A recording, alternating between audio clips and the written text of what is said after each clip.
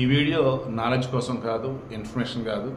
ఈ video only నాకున్నటువంటి ఆసక్తిని చూపుతూ అండ్ మీలో ఎవరైనా ఇలా ప్రకృతిలో చక్కగా చూస్తాను క్యూట్గా ఉన్నటువంటి వీడియో కనుక తీసినట్టయితే kspvoice@gmail.comకి మెయిల్ చేయండి. అండ్ వెనకాల అటాచ్ చేస్తాను కదా, నేను డైలీ మార్నింగ్ ఎంత లేట్ అయినా ఎంత ఎర్లీగా అయినా ఖచ్చితంగా వాకింగ్ అయితే వెళ్తాను. మాకు నియర్ బై వేస్తున్నాలో ఒక 3-4 పార్కులు ఉంటాయి. అందులో రెగ్యులర్గా నాకు ఈ పార్క్ అంటే చాలా ఇష్టం. అక్కడ పక్షులు ఉంటాయండి, ఎంత బాగా ఉంటాయంటే ఆ సౌండ్స్ చేస్తూ.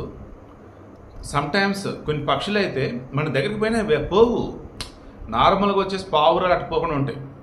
మ్యాక్సిమం స్పారో, పిచ్చుకలు కానీ ఇంకా వేరే వేరే పెట్టలు ఉంటాయి, పేర్లు కూడా నాకు తెలియదు. మనం ఫోటో తీస్తూ ఉన్నా దగ్గరికి పోతే వెళ్ళిపోతాయి. బట్ మార్నింగ్ ఇది అయితే నేను నడుస్తూ ఉన్నా అలాగే ఉండి అక్కడే ఉంది. ఇంకా వీడియో స్టార్ట్ చేశా, ముందుకి వెనక్కి వెళ్తుంది, సరే అని చెప్పి తీసి ఎంతసేపు వస్తుంది తీద్దాం అనుకున్నా. వెనకాల అటాచ్ చేసింది అయితే ఎటు అప్పుడు నేనేం మాట్లాడలేదు, పక్షుడు సౌండ్ ఏం చేయకుండా సైలెంట్గా ఉంది. అందుకే ఇప్పుడు ఇది తీస్తున్నా. మరలా చెప్తాను కదా, kspvoice@gmail.com. దానికి మీరు వీ ట్రాన్స్ఫర్ లింక్ పెట్టినా సరే, లేదు ఆ వీడియో తక్కువ మెమరీ కనుక ఉండి పంపినా సరే సంతోషం.